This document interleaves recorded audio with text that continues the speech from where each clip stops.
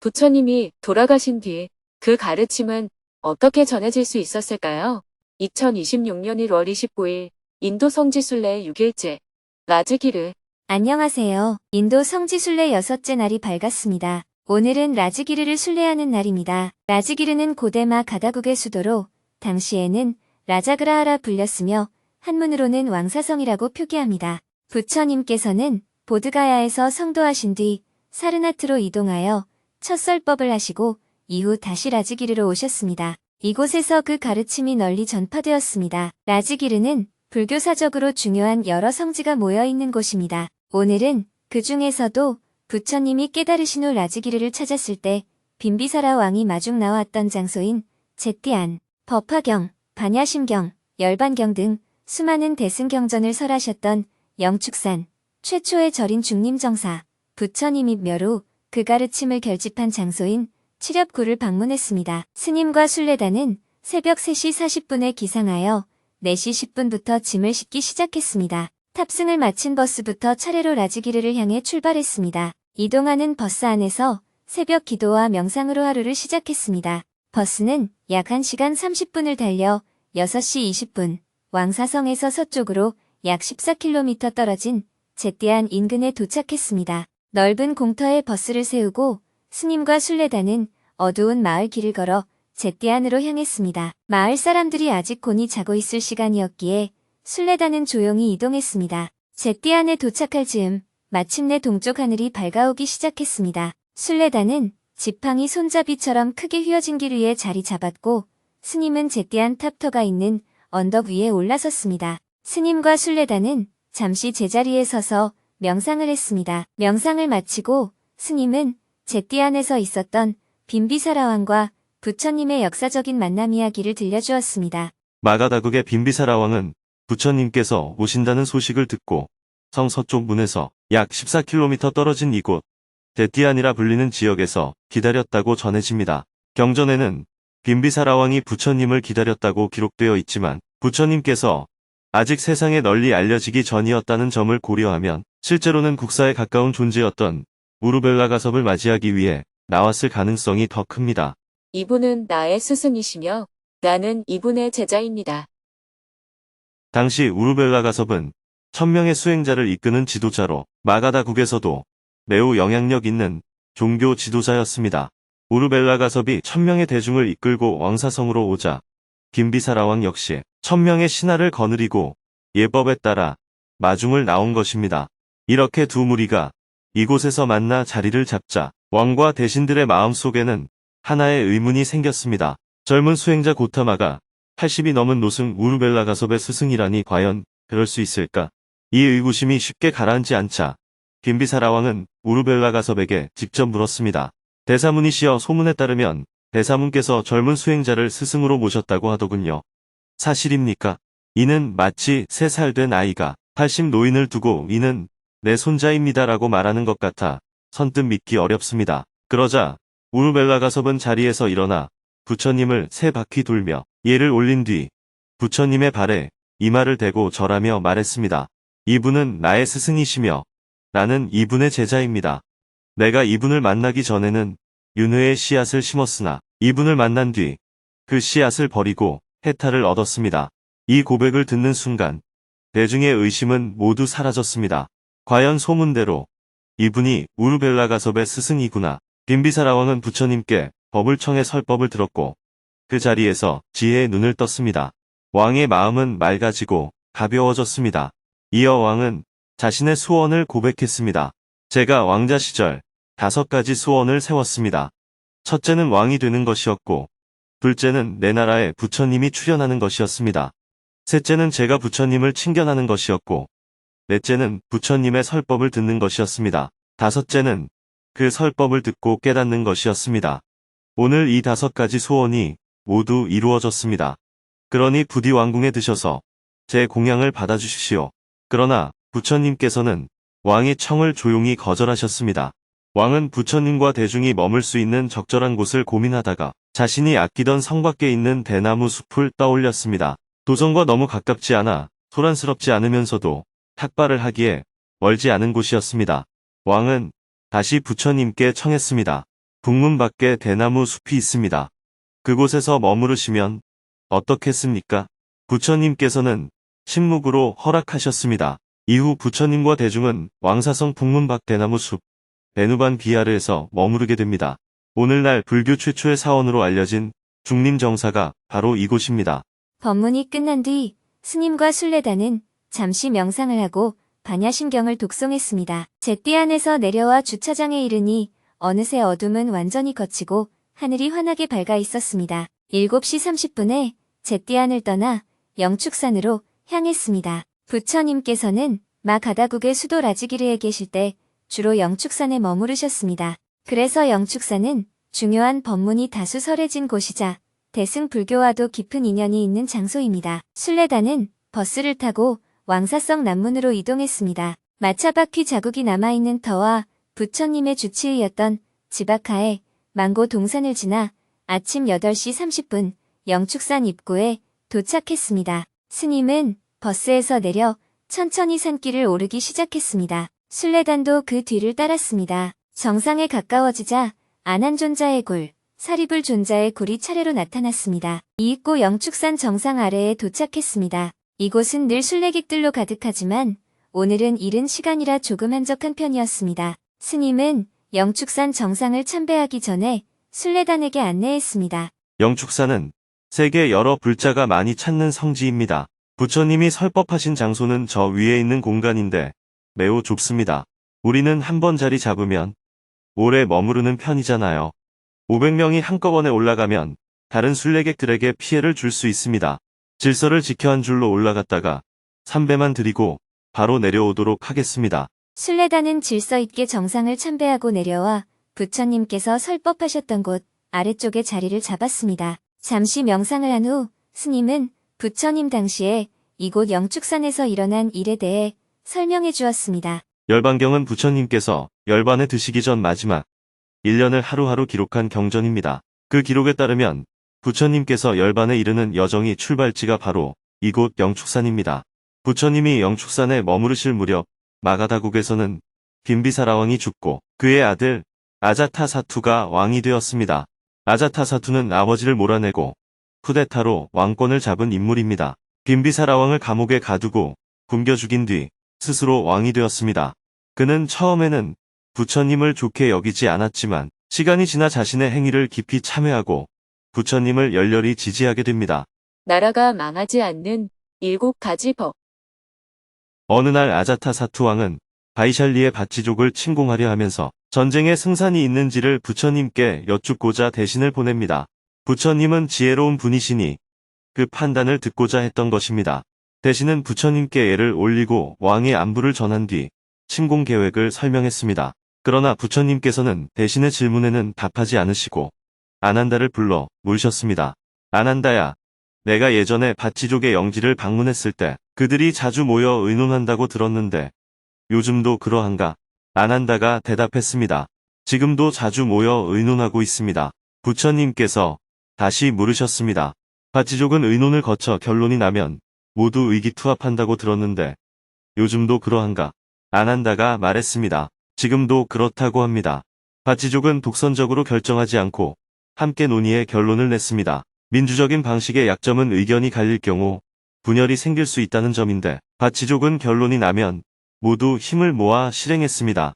부처님께서는 이런 방식으로 아난다에게 7가지를 물으셨고 밭지족은 그 7가지를 모두 잘 지키고 있다는 답을 들으셨습니다. 그리고 질문 하나하나에 대해 이렇게 말씀하셨습니다. 그들이 이것을 잘 지키는 한 번영이 있을 뿐 쇠망하지 않을 것이다. 이 대화를 옆에서 듣고 있던 대신은 판단하게 됩니다. 한 가지만 지켜도 쉽지 않은데 7가지를 모두 지키고 있다면 비록 나라가 작더라도 무력으로 침공해 이기기는 어렵겠다는 생각이 든 것입니다. 대신은 부처님께 밭지족을 힘으로 제압하기는 어렵겠다며 다른 방법을 찾아보겠다고 말한 뒤 돌아갑니다. 이 일화에는 나라가 망하지 않는 7가지 법이 담겨 있습니다. 이 가르침은 오늘날에도 여전히 유효합니다. 부처님의 가르침은 사회적인 갈등에 대해서 직접 해결하기보다는 갈등이 무익함을 스스로 깨우치도록 가르쳤습니다. 이 설법을 듣고 아자타사투왕이 전쟁을 일으키려던 계획을 접었다는 점에서 평화를 지켜내는 힘을 지닌 가르침이었다고 볼 수 있습니다. 경전을 보면 이후 부처님께서 아난다에게 이렇게 말씀하신 대목이 나옵니다. 아난다여, 대중을 중림정사로 모아라. 부처님께서는 중림정사로 가셔서 제자들에게 상가가 망하지 않는 7가지 법을 설하십니다. 나라가 망하지 않는 조건을 설한 데 이어 수행 공동체가 무너지지 않기 위한 원칙을 제시하신 것입니다. 이처럼 부처님께서는 영축산에서 출발해 여러 곳을 옮겨 다니며 법을 설하셨습니다. 열반경의 여정이 시작되는 첫 장소가 바로 이곳 그리드라쿠타, 즉 영축산입니다. 그래서 오늘날에도 많은 불자들이 이곳을 찾아옵니다. 성지 설명을 마친 후 순례단은 경전 독송, 예불, 반야심경 봉독에 이어 축원을 올렸습니다. 축원을 마친 후 잠시 명상을 했습니다. 영축산 참배를 마치고 순례단은 중림정사로 향했습니다. 중림정사는 부처님 당시 승가 공동체가 머물렀던 최초의 사원입니다. 오전 11시 30분 중림정사에 도착했습니다. 새벽 4시부터 이어진 일정에 모두 배가 고픈 상태였습니다. 먼저 도시락으로 아침 겸 점심 식사를 했습니다. 식사를 마치고 잠시 명상을 한 후 스님은 부처님 당시에 이곳 중림정사에서 일어난 일들에 대해 설명을 했습니다. 부처님께서 대중 천여 명과 함께 이곳 중림정사에 머무르고 계실 때의 일입니다. 대중이 많다 보니 아침마다 성 안으로 들어가 탁발을 해야 했습니다. 그 무렵 육사회도 가운데 산자야를 중심으로 한 회의론파가 있었습니다. 이들은 어떤 질문에도 확정적인 답을 내리지 않고 알 수 없다, 단정할 수 없다라고 말하던 사람들이었습니다. 단정하지 않는다는 점에서는 장점이 있었지만 모든 것을 이것도 아니고 저것도 아니라며 회의적으로 바라보는 한계 또한 지니고 있었습니다. 산자야에게는 2명의 뛰어난 상수 제자가 있었는데 그들이 바로 사리푸트라와 목갈리나였습니다. 두 사람은 이곳에서 멀지 않은 나란다 지역 출신으로 모두 바라문 가문에서 태어났습니다. 산자야의 제자가 되어 오랫동안 수행한 끝에 각각 100명에 이르는 제자를 거느린 큰 스승이 되어 있었습니다. 두 사람은 어린 시절부터 한 동네에서 함께 자란 절친한 친구로 좋은 깨달음의 소식이 있으면 혼자만 알지 않고 반드시 서로 나누자고 약속한 사이였습니다. 연기법을 듣고 법의 눈이 열리다. 어느 날 사리푸트라가 길을 가다가 가루를 들고 조용히 걸어오는 아사지 비구를 보게 되었습니다. 둘이 번거리지도 않고 한눈을 팔지도 않은 채 오직 전방의 땅만 바라보며 걸어가는 모습이 무척 여법해 보였습니다. 그 모습에 깊은 인상을 받은 사리푸트라는 아사지 비구에게 다가가 물었습니다. 당신은 누구시며 무엇을 가르치고 있습니까? 아사지 비구가 대답했습니다. 저는 고타마 붓다의 제자입니다. 사리푸트라는 그를 훌륭한 스승으로 여겨 물었는데 아사지 비구는 자신이 붓다의 제자임을 밝히며 겸손하게 답한 것입니다. 사리푸트라가 다시 물었습니다. 그렇다면 당신의 스승인 붓다께서는 무엇을 가르치십니까? 아사지 비구가 말했습니다. 그것은 저보다 붓다께 직접 가서 여쭙는 것이 옳습니다. 그러자 사리푸트라가 간청했습니다. 그렇다면 스승에게서 들은 말씀 가운데 단 한 가지만이라도 들려주십시오. 그때 아사지 비구는 이렇게 말했습니다. 저의 스승께서는 이렇게 가르치십니다. 이것이 있으므로 저것이 있고 이것이 없으면 저것도 없습니다. 이것이 생겨나므로 저것이 생겨나고 이것이 사라지면 저것도 사라집니다. 마치 볕단 두 개가 서로 의지에 서 있는 것과 같습니다. 아사지 비구는 이렇게 연기법을 전해 주었습니다. 연기법은 인도의 기존 사상에는 없던 새로운 가르침이었습니다. 사리푸트라는 그동안 어떤 철학이든 모두 부정하는 입장을 취해왔습니다. 단정하지 않는 대신 마음에 분명히 잡히는 것이 없다는 아쉬움을 안고 있었습니다. 그런데 이 연기법을 듣는 순간 마음이 환하게 밝아지는 느낌을 받았습니다. 바로 이것이다 하는 확신이 들었던 것입니다. 사리푸트라는 부처님께서 북문 박중림 정사에 계시다는 사실을 알았지만 곧바로 혼자 찾아가지 않았습니다. 좋은 소식은 반드시 친구인 목갈리나와 나누기로 약속했기 때문입니다. 그는 먼저 자신의 수행 도량으로 돌아갔습니다. 사리푸트라가 돌아오자 목갈리나는 그의 얼굴을 보자마자 말했습니다. 무슨 좋은 일이 있었구나. 내 얼굴이 아주 환하다. 사리푸트라는 이렇게 대답했습니다. 오는 길에 어떤 분을 만났는데 참으로 위대한 가르침을 들었다. 우리 함께 가보자. 사리푸트라에게서 가르침의 내용을 듣는 순간 목갈리나의 마음도 환하게 밝아졌습니다. 두 사람은 제자들을 이끌고 길을 나서며 스승인 산자야도 함께 모시고 가는 것이 좋겠다고 생각했습니다. 그래서 산자야를 찾아가 말했습니다. 위대한 스승이 나타났으니 함께 가서 말씀을 들어봅시다. 그러나 산자야는 이 세상에 믿을 수 있는 사람은 없다. 그것은 사람을 현혹하는 말일 뿐이다라며 회의적인 태도를 보였습니다. 두 제자는 작별 인사를 하고 스승 곁을 떠났습니다. 이후 산자야가 피를 토하고 죽었다고 전해지는데 이는 자신의 수제자들이 부처님의 제자가 된 데서 받은 심리적 충격을 상징적으로 표현한 것으로 볼 수 있습니다. 사리푸트라와 목갈리나는 각각 100명의 제자를 이끌고 부처님께 나아가 법을 청했습니다. 법을 듣고 법의 눈이 열려 출가하였고 마침내 부처님의 제자가 되었습니다. 이렇게 기존의 대중 1000여 명에 이들이 더해져 출가 대중은 모두 1250명이 되었습니다. 여기서 중요한 것은 숫자가 아니라 이들이 붓다의 초기 핵심 제자들이며 훗날 대비구라 불리게 되는 대장로들이라는 사실입니다. 설명을 마친 후 경전을 독송하고 예불을 올렸습니다. 예불을 마친 후 스님의 법문이 이어졌습니다. 오늘은 위대한 부처님에 대한 이야기뿐만 아니라 부처님의 위대한 제자들에 대해서도 말씀드리겠습니다.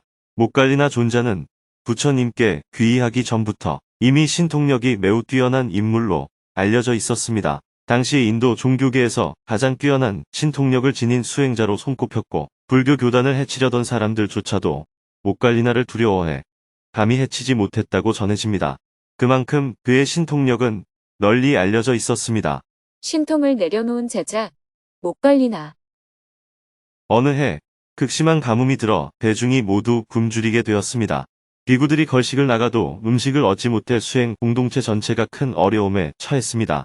이를 안타깝게 여긴 목갈리나가 부처님께 이렇게 말씀드렸습니다. 제가 신통력으로 북쪽에 있는 야생쌀이 나는 곳으로 날아가 먹을 것을 가져오겠습니다. 그러자 부처님께서는 이렇게 말씀하셨습니다. 목갈리나여, 네가 지금 그렇게 하면 당장은 좋아 보일 수 있다. 그러나 다른 비구들이 굶는 일이 생기면 사람들은 목갈리나는 수행이 뛰어나 신통으로 다 해결했는데 저 비구들은 수행이 부족해 굶는다고 말할 것이다. 그렇게 되면 수행이 신통으로 오해받게 된다. 다른 비구들을 생각해라. 목갈리나가 다시 말했습니다. 그렇다면 다른 비구들을 데리고 함께 다녀오겠습니다. 그러자 부처님께서는 그렇다면 미래의 비구들은 어떻게 하겠느냐? 라고 말씀하시며 신통을 사용하는 것을 허락하지 않으셨습니다. 부처님의 가르침은 어리석은 중생을 깨우쳐 지혜롭게 하는 데 목적이 있는데 신통은 오히려 사람들을 현혹시켜 더 어리석게 만들 수 있기 때문입니다. 그래서 신통에 의지하는 것은 불법의 가르침에 어긋난다고 보신 것입니다. 이 일화는 목갈리나가 부처님의 가르침을 얼마나 충실히 따랐는지를 잘 보여줍니다. 세월이 흐르자 이교도들은 목갈리나가 더 이상 신통을 사용하지 않는다는 사실을 알게 되었고 결국 그를 해쳤습니다. 오늘날의 말로 하면 테러를 당한 셈입니다. 그러나 목갈리나는 죽음에 이르는 순간까지도 끝내 신통을 사용하지 않았다고 전해집니다. 부처님의 제자들이 그 가르침을 얼마나 철저히 지켰는지를 보여주는 대목입니다. 후대에 이르러 목갈리나 존자의 이름을 빌린 목련 존자가 대승불교 경전에 등장합니다. 이 인물은 온갖 신통을 자유자재로 구사하는 존재로 재해석되어 대승불교 경전 곳곳에 다양한 모습으로 나타납니다. 지옥에 떨어진 어머니를 구하는 이야기 또한 그 중 하나입니다. 그러나 역사적 인물로서의 목갈리나 곧 목련 존자는 신통을 사용하지 않았던 수행자였습니다. 부처님의 한마디가 바꿈 마하가섭의 상. 마하가섭 존자는 가장 고귀한 계급 출신으로 왕보다도 부유한 집안에서 자랐습니다. 게다가 늦게 얻은 외동아들이었으니 얼마나 귀하게 자랐겠습니까? 그런 그가 출가했다고 해서 출가 이전에 몸에 밴 습관들이 단번에 사라졌을까요? 아마 그렇지 않았을 것입니다. 이를 잘 보여주는 일화가 하나 전해집니다. 어느 날 부처님께서 벌식을 마치고 돌아와 식사를 하시다가 마하가섭 존자를 보시고 그의 옷자락을 만지며 이렇게 말씀하셨다고 합니다. 존자여, 옷이 참 좋구려. 그 말을 듣고 마하가섭 존자가 자신의 옷을 살펴보니 무려 1000금의 값이 나가는 비단 옷을 입고 있었던 것입니다. 당시에는 수행자의 옷이 따로 정해져 있지 않았습니다. 출가하여 고행림에서 수행하던 이들은 분소일을 걸쳤지만 마하가섭처럼 집에서 곧바로 출가한 사람들은 출가할 때 입고 나온 옷을 그대로 입고 있었을 것입니다. 어쩌면 마하가섭 존자는 나름대로는 허름하다고 여긴 옷을 입고 나왔을지도 모릅니다. 그러나 부유한 집안에서 마련한 옷이었기에 결과적으로는 매우 값비싼 옷이었던 것입니다. 부처님의 말씀을 들은 마하가섭 존자는 그 자리에서 곧바로 일어나 자신의 옷을 벗어 부처님께 올리고 대신 부처님께서 입고 계시던 누더기를 입었다고 합니다. 이 일을 계기로 마하가섭 존자의 생활 태도는 완전히 달라졌습니다. 그는 가장 거친 음식을 조금만 먹었고 옷은 오직 분소이만 입었으며 잠도 나무 아래나 동굴 속에서 자는 고행자의 생활 원칙을 철저히 지켰습니다. 그 결과 수행자 공동체 안에서도 가장 초라하고 지저분해 보일 정도였다고 전해집니다. 이 때문에 마하가섭 존자는 두타, 즉 가장 검소하고 고행적으로 사는 수행자의 전형으로 불리게 되었고 두타제일 마하가섭이라는 칭호를 얻게 됩니다. 단 한 번 부처님의 말씀을 듣고 그의 카르마가 완전히 바뀐 것입니다. 여기서 옷이 상징하는 것은 단순한 의복이 아닙니다. 그것은 귀한 집안에서 자라며 몸에 밴 삶의 태도와 생활 습관을 뜻합니다. 생각으로는 이미 수행자가 되었지만 몸에 배어있는 삶의 방식은 쉽게 바뀌지 않았던 것입니다.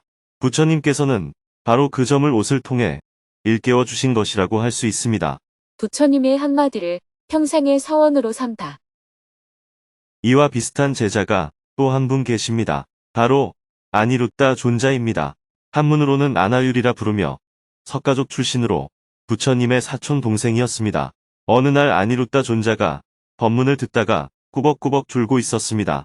그 모습을 보신 부처님께서 한마디 하셨습니다. 잠이 부족하구나. 이 말씀을 들은 아니루따 존자는 크게 마음을 먹었습니다. 그날 이후 잠을 자지 않고 용맹정진을 하다가 결국 눈병이 나고 말았습니다. 의사 지바카가 진찰한 뒤 이렇게 말했습니다. 이 병은 어떤 약으로도 낫지 않습니다. 반드시 잠을 자야 합니다. 그 말을 듣고 부처님께서는 아니루따를 불러 타이르셨습니다. 졸지 말라는 것이지 잠을 자지 말라는 뜻은 아니다. 그러나 아니루따 존자는 정진을 멈추지 않았고 결국 시력을 잃고 말았습니다. 육신의 눈은 잃었지만 대신 하늘의 눈을 얻었다 하여 아니루따 존자는 천한제일이라 불리게 됩니다. 이 일화를 보면 부처님 당시의 제자들은 자신의 부족함을 지적받았을 때 그 말을 흘려듣지 않고 삶 전체를 바꾸는 계기로 삼았다는 것을 알 수 있습니다. 한마디 가르침을 평생의 수행 지침으로 받아들였던 것입니다. 법문을 마친 뒤 스님은 대중을 바라보며 웃으며 말했습니다. 여러분이 예불문의 뜻은 잘 모르면서 예불을 하면 몸만 땅에 엎드려 있는 것 같아요. 스님은 이어서 예불문의 뜻을 하나하나 설명해 주었습니다. 설명을 마치고 오후 2시 50분에 칠렵굴로 출발했습니다. 3시 30분, 순례단은 칠렵굴 입구에 도착했습니다. 막 올라가려는 순간 입구를 지키던 경찰이 길을 막았습니다. 지금 올라가시면 늦습니다. 칠렵굴은 오후 3시 이후에는 입장이 안 되며 5시까지는 모두 내려와야 합니다. 순례객들과 함께 왔습니다. 지금 올라갔다가 5시 전에는 반드시 내려오겠습니다. 제가 사람들을 안내하고 제일 마지막으로 내려오겠습니다.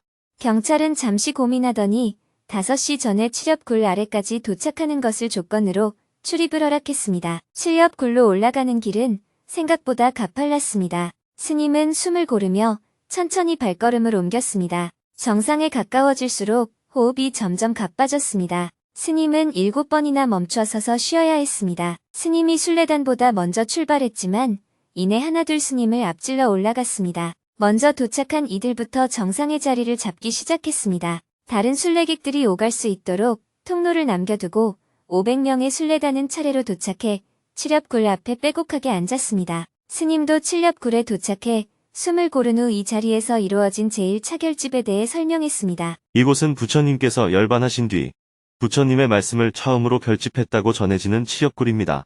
지금 이 자리에 순례단 500명이 모여 있는데 당시 걸식을 하던 비구들의 체구는 우리보다 훨씬 작았을 것입니다. 그래서 이 공간은 500명이 앉고도 남을 만한 곳이었을 것으로 보입니다. 부처님이 돌아가신 뒤 그 가르침은 어떻게 전해질 수 있었을까요? 부처님께서 열반하신 뒤 대중은 모두 큰 스승을 잃은 슬픔에 잠겨 있었습니다. 그런데 그 가운데 일부 젊은 승려들 사이에서 늙은 영감이 없으니 이제 잔소리를 듣지 않아도 되겠다라는 말이 나왔다고 전해집니다. 이 이야기를 들은 마아가섭 존자는 크게 우려했습니다. 부처님께서 열반하신 지 얼마 되지도 않았는데 이런 말이 나온다면 시간이 더 지나면 어떤 일이 벌어질지 알 수 없다고 생각한 것입니다. 그래서 마아가섭 존자는 부처님께 직접 법문을 들은 제자들을 모아 부처님의 말씀을 정리해야겠다고 결심했습니다. 이것이 바로 제1결집입니다. 문제는 누가 결집에 참여할 것인가였습니다. 당시 부처님의 제자들은 수만 명에 이르렀지만 한자리에 모일 수 있는 인원은 많아야 500명 정도였던 것으로 보입니다. 그래서 제1결집에는 아라한과를 증득했다고 인정되는 이들만 참여하도록 기준을 정했습니다. 그렇게 해서 모인 인원이 500명이었습니다. 그런데 부처님의 말씀을 가장 가까이에서 가장 많이 들었던 아난다 존자는 그때까지 아라한과를 증득하지 못해 처음에는 결집에 참여 자격을 얻지 못했다고 합니다. 아난다 존자는 7일 동안 용맹정진한 끝에 아라한과를 증득하고 결집을 시작하기 전날에 참여하게 되었다고 전해집니다. 제1결집에서 부처님의 말씀인 경의 초하는 부처님의 설법을 가장 가까이에서 많이 들었던 아난다 존자가 맡기로 했습니다. 또 승가가 지켜야 할 규범인 유례 초하는 우팔리가 맡는 것이 적절하다고 결정되었습니다. 결집 전체를 이끄는 사회는 마아가섭 존자가 맡았습니다. 아난다 존자가 읊은 경의 초하는 한문으로 여시아문으로 시작합니다. 나는 이렇게 들었다라는 뜻입니다. 같은 법문을 들어도 사람마다 다르게 받아들이기 때문에 부처님께서 이렇게 말씀하셨다라고 단정하기보다 나는 이렇게 들었다라고 표현하는 것이 더 정확합니다. 아난다 존자는 부처님께서 언제, 어디서, 누구에게, 무엇을, 어떻게 말씀하셨는지를 육하원칙에 따라 하나하나 분명히 밝히며 전했습니다. 지금 전해지는 금강경을 보아도 부처님께서 기원정사에 계실 때 비구 1250명과 함께 계셨다. 그때 수보리가 자리에서 일어나 질문을 드렸고 부처님께서 이렇게 답하셨다라는 형식을 따르고 있습니다. 당시 아난다가 읊은 법문은 목소리와 리듬, 내용이 부처님의 실제 설법과 거의 다르지 않았다고 전해집니다. 그래서 이를 들은 대중은 세 가지 생각이 들었다고 합니다. 아난다가 성불한 것인가? 부처님께서 다시 살아오신 것인가? 다른 곳에 계신 부처님이 이 자리에 오신 것인가? 라고 느낄 정도였다는 것입니다. 대중 500명이 아난다의 설법을 모두 함께 듣고 그 내용에 이의가 없으면 그 내용은 경전으로 확정되었습니다. 만약 빠진 부분이 있거나 다른 자리에서 들은 내용이 섞였다고 판단되면 대중은 이의를 제기했고 모두가 동의해야만 하나의 경으로 확정되었습니다. 이러한 결집 방식은 다른 종교의 경전 형성과 비교해 보아도 매우 엄밀한 편입니다. 예를 들어 성경은 예수님이 돌아가신 뒤 약 100년이 지난 후 각 복음서 저자들이 전해 들은 내용을 바탕으로 기록되었습니다. 반면 불교 경전은 부처님의 열반 직후 직접 법문을 들은 500명이 한자리에 모여 전원 합의로 내용을 확정했습니다. 당시에는 글로 기록하지 않고 대중이 함께 암송하는 방식으로 경을 만들었습니다. 결집은 석 달 동안 이어졌고 이 기간 동안 승려들은 탁발을 할 수 없었기 때문에 아자타사투왕이 공양을 올렸다고 전해집니다. 이렇게 해서 경장과 율장이 정리되었습니다. 논장은 그로부터 약 200년이 지난 뒤에 나타나기 시작합니다. 이러한 이유로 부처님의 열반 이후 불교가 본격적으로 출발한 곳이 바로 이 칠엽굴이라고 말할 수 있습니다.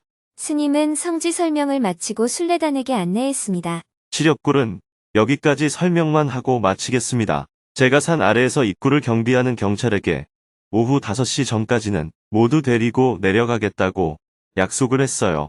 자리를 정돈해서 내려갈 준비를 합시다. 마지막으로 스님은 동굴 내부와 외부를 다니며 남은 인원이 있는지 확인했습니다. 자, 동굴 안에 있는 사람들 어서 나오세요.